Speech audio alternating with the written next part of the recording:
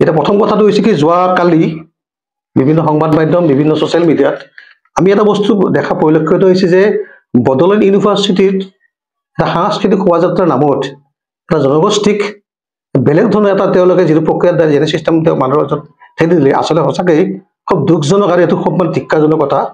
যে BTCৰ 22 লক্ষ যিখিনি অনাবৰি হওক বিভিন্ন জাতি জনগোষ্ঠীৰ মানুহে ইয়াত বসবাস কৰে এটা শান্তি সম্প্ৰীতি বিভিন্ন ক্ষেত্ৰত আমি ইয়াত বসবাস কৰি আছো কিন্তু আচলতে এটা জনগোষ্ঠীক কি উদ্দেশ্যত কি কাৰণত এনেধৰণৰ প্লেচমেণ্ট কৰিলে ইয়াক লৈ কিন্তু আমি আচলতে লজ্জিত বোধ কৰিছোঁ এটা আমাৰ যিটো সমন্বয় যিটো চিষ্টেম প্ৰক্ৰিয়াটো আছে ধ্বংস কৰা বুলি অনুভৱ কৰিছোঁ গতিকে এই ক্ষেত্ৰত বড়ো ইউনিভাৰ্চিটিৰ প্ৰতি কৰ্তৃপক্ষক আমি আহ্বান কৰিছোঁ অনতি পলমে ইয়াৰ বিচাৰ কৰি কেনে উচিত মানে শাস্তি দিব লাগে আৰু আমাৰ যিটো ভাতৃত্ববোধৰ যিটো মনোভাৱ এই মনোভাৱখিনি যাতে অনাগত দিনত এটা বেলেগ পৰিৱেশ সৃষ্টি নকৰে তাৰ আহ্বান কৰিলোঁ ২৬ লোকসভা নিৰ্বাচন আহি আছে এই ক্ষেত্ৰত BPF হওক EPPL হওক BJP AJP লগ লাগি কেণ্ডিডেট হওক GSP হিচাপেও বিভিন্ন মানুহ ইয়াতে প্ৰাৰ্থিত্ব ইয়াত প্ৰদান কৰিছে আমি দেখা পাইছোঁ বিভিন্ন ক্ষেত্ৰত ৰাজনৈতিক স্বাৰ্থ সিদ্ধি কৰাৰ কাৰণে BTCৰ 22 লক্ষ অনাবৰি ৰাইজৰ এই সংগ্ৰাম সত্তাক বিভিন্ন ক্ষেত্ৰত যে মুখিমূৰ পুনৰবাৰ কৰিব গৈছে আমাৰ পৰিলক্ষিত হৈছে এতিয়া কথাটো স্পষ্ট যে BTCৰ 22 লক্ষ অনাবৰি ৰাইজৰ জাতি মাতি ৰক্ষাৰে সংগ্ৰামকাৰী অস্তিত্বৰ কাৰণে অৱৰোহ সুৰক্ষাৰ জন্ম হৈছিল আপোনালোকে জানে যে যেতিয়া আপোনাৰ 2003 চনত যেতিয়া BTC গঠন হৈছিলে এই গঠন হোৱাৰ পিছত সেই সময়ত আগ্ৰা মহিলাৰ এটা কুশাসন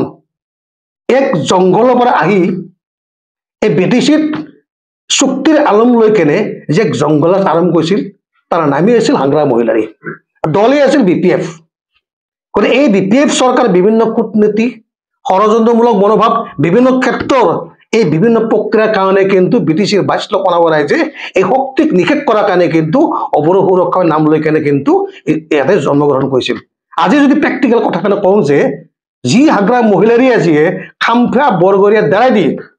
পুনৰবাৰ চামচুমি খুংগুৰি বিস্মৃতাৰীৰ বিকল্প হিচাপত খামফা বৰগৰীয়া খাৰা কৰিছে সেইজন আগ্ৰা মহিলা BPF চৰকাৰে কিন্তু নেতৃত্বৰ কুশাসন তেওঁলোকৰ দুৰ্নীতি তেওঁলোকৰ চিষ্টেম প্ৰক্ৰিয়া গোটেই আমাক ডেমেজ কৰাৰ কাৰণে কিন্তু অৱৰোহ সুৰক্ষাৰ জন্ম হৈছিল সেইকাৰণে আগ্ৰা মহিলাক স্পষ্ট কৰিব হৈছে যে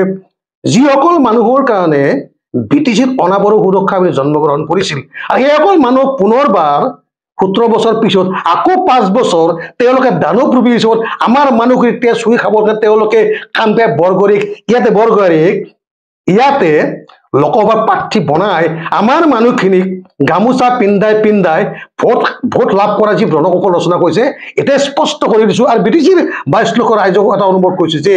যি চৰকাৰৰ দ্বাৰাই দি আমাৰ বিভিন্ন চহী হৈছিল ইয়াতে এই আগ্ৰা মহিলাৰীৰ চৰকাৰ থকাৰ সময়তে এই মানুহখিনিয়ে লাঞ্ছিত বঞ্চিত অৱহেলিত হৈছিল এই আগ্ৰা মহিলাৰ নেতৃত্বৰ BTC চুক্তিৰ আলমত আমাৰ মাটিবাৰী সমস্যাখিনি কোনো সমাধান নকৰাৰ কাৰণে অৱৰোহ সুৰক্ষা বুলি জন্ম হৈছিলে আৰু সেইসকল ব্যক্তি পুনৰবাৰ তেওঁলোকে চামচুমা খুংগুৰি বিস্মৃতিৰ আলম লৈ এবাৰ খামফা বৰগৰীক ইলেকশ্যনত ভোট দি কেনে আমাৰ ভোট লৈ কেনে যদি নিৰ্বাচন জিকিম বুলি ভাবিছে স্পষ্ট কৰিছো কি পৃথিৱীৰ সৰ্বশক্তি লগাই হলে অন্তত BPF চৰকাৰৰ যি এক বিগত দিনৰ নমুনাক প্ৰতিৰোধ কৰাৰ কাৰণে কিন্তু অৱৰোহ সুৰক্ষা সমিতি BTD অসম আৰু BTC 22 লক্ষ অনাবৰি ৰাইজে কিন্তু সম্পূৰ্ণভাৱে প্ৰস্তুত কাৰণ আমি এটা কথা স্পষ্ট জানো কিয় যে BTCৰ 22 লক্ষ অনাবৰি বিভিন্ন দল সংগঠনৰ লগত জড়িত থাকিব পাৰে বিভিন্ন ৰাজনৈতিকভাৱে দলত জড়িত থাকিব কিন্তু এটা কথা সকলো সৰ্বসাধাৰণ ৰাইজক অনুৰোধ কৰোঁ এবাৰ যদি অনুচ্ছেদটো যদি আপোনালোকৰ যদি কিবা কাৰণত ৰাজনৈতিক চিন্তাধাৰাৰ মাজেৰে এবাৰ যদি এই অৱৰোধ বাহিৰে বেলেগত তাত যদি সমষ্টিটো যদি গুচি যায় মন কৰিব 25 বছৰ 50 বছৰলৈকে কিন্তু ৰাজনৈতিক ষড়যন্ত্ৰ বুলি আমি সতৰ্ক থাকিব লাগিব দ্বিতীয় কথা কেৱল মাত্ৰ BPF চৰকাৰে কৰাৰ কাৰণটো অৱৰোহ জন্ম নহয় ভেৰি ইণ্টাৰেষ্টিং আজি মন কৰিব আজি প্ৰমোদ বড়ো চৰকাৰ যেতিয়া 2020 চনত এই পৰিষদ নিৰ্বাচন হ'ল 17 বছৰীয়া